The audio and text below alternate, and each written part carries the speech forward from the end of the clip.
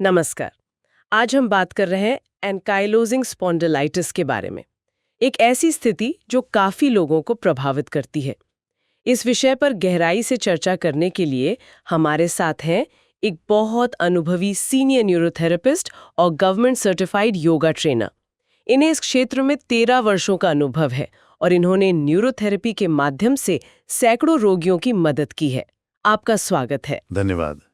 आज हम समझेंगे कि एंकाइलोजिंग स्पॉन्डिलाइटिस क्या है और कैसे न्यूरोथेरेपी इसमें एक ऑल्टरनेटिव मेडिसिन के तौर पर मदद कर सकती है और शायद हेल्थ केयर पर होने वाले खर्चों में भी कुछ बचत हो सकती है। तो सबसे पहले आप हमें ये बता सकते हैं कि एंकाइलोजिंग स्पॉन्डिलाइटिस असल में है क्या? जरूर। देखिए, एंकाइलोजिंग स्पॉन्डिलाइटिस, जिसे हम एएस भी कहते हैं, ये एक क्रॉनिक इन्फ्लेमेटरी डिजीज है। मतलब ये लंबे समय तक चलने वाली सूजन की बीमारी है। इसका मुख्य असर जो है वो स्पाइन यानी रीढ़ की हड्डी और सैक्रोइलियक जॉइंट्स पर होता है। ये स्पॉन्डाइलोआर्थराइटिस परिवार की ही एक कंडीशन है। अच्छा। और हाँ, ये पुरुषों में महिलाओं की तुलना में थोड़ा ज्यादा आम है और अक्सर ये लेट टीनेज ईयर्स में या फिर अर्ली एडल्टहुड में डेवलप होना शुरू होती है। ओके। ये एक प्रोग्रेसिव डिजीज भी है। मतलब अगर इसे एड्रेस नहीं किया गया तो समय के साथ लक्षण बिगड़ते जाते हैं। ये प्रोग्रेसिव है, ये जानना जरूरी है। तो इसके होने के पीछे क्या कारण माने जाते हैं? मुख्य कारण क्या है? देखिए, इसका कोई एक सिंगल सटीक कारण अभी तक पता नहीं चला है, लेकिन हाँ, ये माना जाता है कि इसमें जेनेटिक और एनवायरमेंटल फैक्टर्स दोनों का कॉम्बिनेशन है। जेनेटिक और एनवायरमेंटल। जी, जेनेटिक्स की बात करें तो एक बड़ा स्ट्रॉन्ग कंपोनेंट है। एएस से पीड़ित 90% से ज्यादा लोगों में HLA-B27 नाम का एक जेनेटिक मार्कर पाया जाता है। HLA-B27? हाँ, हालांकि ये भी समझना जरूरी है कि अगर किसी में ये मार्कर है तो इसका मतलब ये नहीं कि उसे एएस होगा ही होगा। फैमिली हिस्ट्री भी इसमें एक भूमिका निभाती है। अच्छा, फैमिली हिस्ट्री भी। और फिर आते हैं एनवायरमेंटल फैक्टर्स, जैसे कुछ इन्फेक्शंस हो सकते हैं या कुछ टॉक्सिन्स। ये चीजें इम्यून सिस्टम को ट्रिगर कर सकती हैं, मतलब उसको उकसा सकती हैं, जिसके बाद इम्यून सिस्टम बॉडी के अपने ही हेल्दी टिश्यूज पर हमला करने लगता है। ओह, मतलब ये एक ऑटो इम्यून रिएक्शन हुआ। बिल्कुल। एएस मूल रूप से एक ऑटो इम्यून डिजीज ही है। इसमें इम्यून सिस्टम गलती से जॉइंट्स और स्पाइन को ही निशाना बनाता है और इससे क्रॉनिक इन्फ्लेमेशन होता रहता है। अंडरस्टूड। तो जब ये स्थिति होती है तो इसके लक्षण क्या होते हैं? कैसे पता चलता है?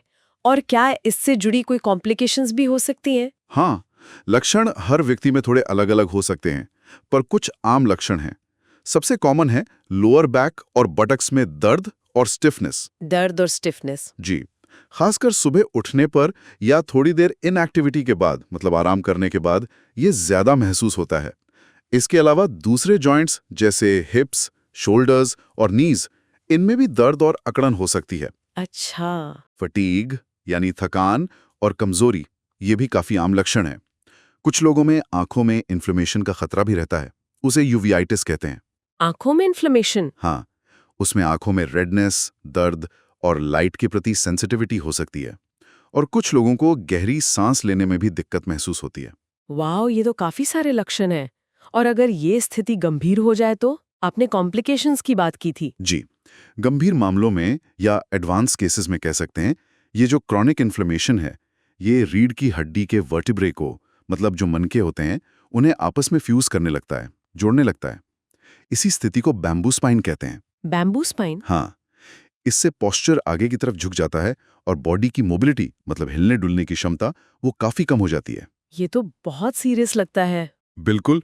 और दूसरी कॉम्प्लिकेशंस भी हैं, जैसे लिमिटेड मोबिलिटी तो है ही, कार्डियोवैस्कुलर डिजीज का खतरा बढ़ जाता है, ऑस्टियोपोरोसिस का रिस्क भी होता है, खासकर अगर लंबे समय तक कॉर्टिकोस्टेरॉइड्स जैसी दवाइयां ली जाएं। और हाँ, साइकोलॉजिकल इफेक्ट्स भी हो सकते हैं, जैसे डिप्रेशन और एंग्जाइटी। ये जानना वाकई महत्वपूर्ण है। अब आते हैं न्यूरोथेरेपी पर। आपने शुरू में जिक्र किया था, तो इस स्थिति में न्यूरोथेरेपी की क्या भूमिका है?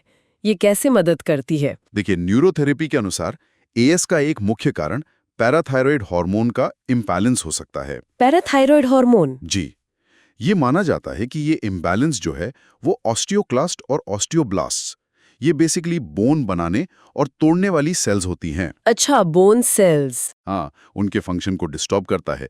इससे हड्डियों में स्टिफनेस आने लगती है। जब ये चीजें मिलती हैं तो वर्टिब्रे का कैल्सिफिकेशन शुरू हो सकता है, मतलब उनमें कैल्शियम जमा होने लगता है। इससे फ्लेक्सिबिलिटी कम होती जाती है और आखिर में वो स्पाइनल फ्यूजन यानी बैम्बू स्पाइन वाली स्थिति बन सकती है। तो न्यूरोथेरेपी इसे कैसे एड्रेस करती है? न्यूरोथेरेपी का फोकस बॉडी में एसिड अल्कलाइन लेवल्स को बैलेंस करने पर रहता है और साथ ही ये स्थिति के जो मूल कारण हैं उन्हें एड्रेस करने की कोशिश करती है। खासतौर पर ये पैराथायरॉयड हार्मोन की सिक्रीशन को रेगुलेट करने में मदद करती है।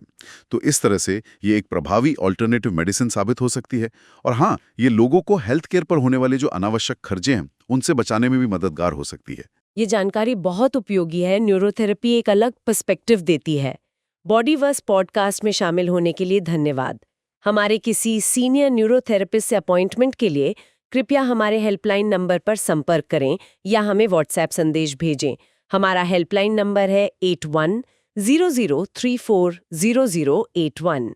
मैं दोहराती हूँ 8100340081।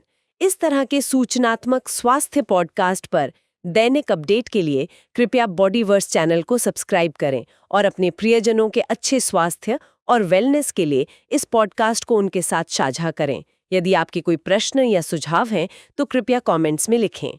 बॉडीवर्स आपकी बॉडी की इनर यूनिवर्स को हील करने में आपकी मदद कर रहा है। अगले पॉडकास्ट में मिलते हैं। धन्यवाद।